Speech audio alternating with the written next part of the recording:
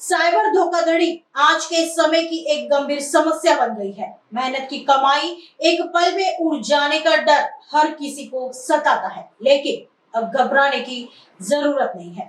Nagpur police ने cyber अपराध के पीड़ितों को राहत देने के लिए एक बहुत ही महत्वपूर्ण और ठोस कदम उठाया है। हाल ही में नागपुर के पुलिस आयुक्त ने एक विशेष आदेश जारी किया है, जिसके तहत साइबर फ्रॉड में फ्रीज किए गए पैसों को वापस पाने की प्रक्रिया को अब और भी तेज और पारदर्शी बना गया है। पुलिस के मुताबिक अब अगर किसी का अकाउंट साइबर जांच के दौरान फ्रीज होता है तो संबंधित अधिकारी को 15 दिनों के भीतर यह तय करना होगा कि उसे अनफ्रीज करना है या नहीं।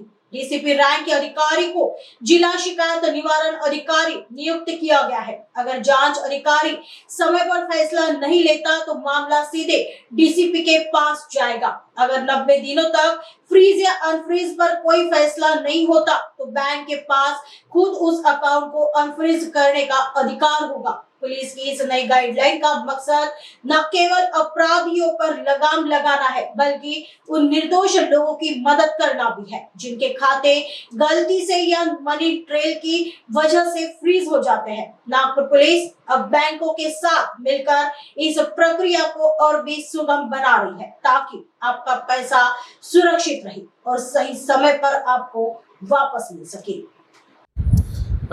NCCRP national cyber crime reporting portal यांचा मिसयूज झाला नाही पाहिजे आणि यामध्ये जे पीडितांची रक्कम जे फ्रीज होतील ते रक्कम त्यांना लवकर परत मिळाली पाहिजे, याच्यासाठी NCCRPनी SOP काढलेली होती। त्या संबंधाने आदरणीय पोलीस आयुक्त नागपूर शहर यांनी पण एक ऑर्डर काढलेला आहे। या ऑर्डरमध्ये जे लोकांचे जे पीडितांचे जे मनी सायबर फ्रॉडमध्ये ते लॉस होत आहे आणि त्या अनुषंगाने समोरचे काही लोकांचे अकाउंट फ्रीज होत आहे, ज्यामध्ये ते मनी ट्रेल गेलेला आहे। या मनी ट्रेलमध्ये बऱ्याचशा वेळी असा पण होऊ शकतो की ज्यांच्या अकाउंटमध्ये मनी गेलेला आहे ते त्यामध्ये इन्व्हॉल्व नाही आहे, क्राईममध्ये इन्व्हॉल्व नाही आहे आणि त्यांना त्यांचे अकाउंट अनफ्रीज करायचे आहे। तर त्यामध्ये काही भ्रष्टाचार झाला नाही पाहिजे,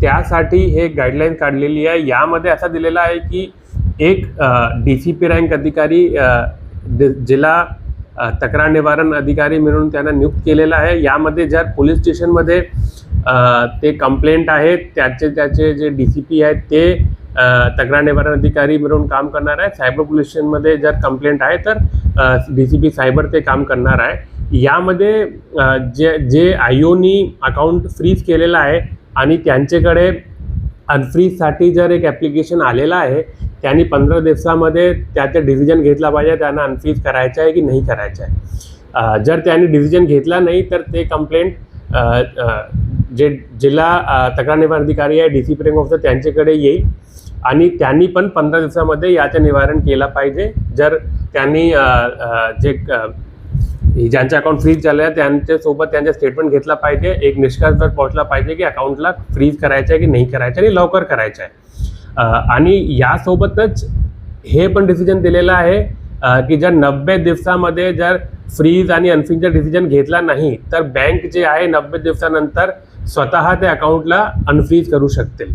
याच्यासोबतच जे मनी लॉस होत आहे सायबर कंप्लेंटमध्ये जर जे मनी लॉस 50,000चे आतचा आहे तर त्याच्यासाठी रिलीज ऑफ प्रॉपर्टीचा आदेश पोलीस पण देऊ शकतात।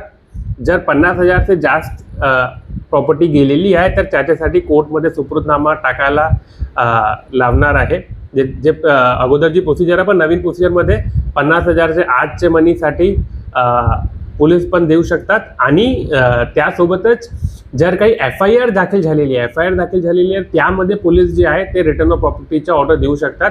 याच्यासाठी आम्ही बँकसोबत पण आम्ही कम्युनिकेट करत आहे आणि त्यांना पण आम्ही लेटर देत आहे।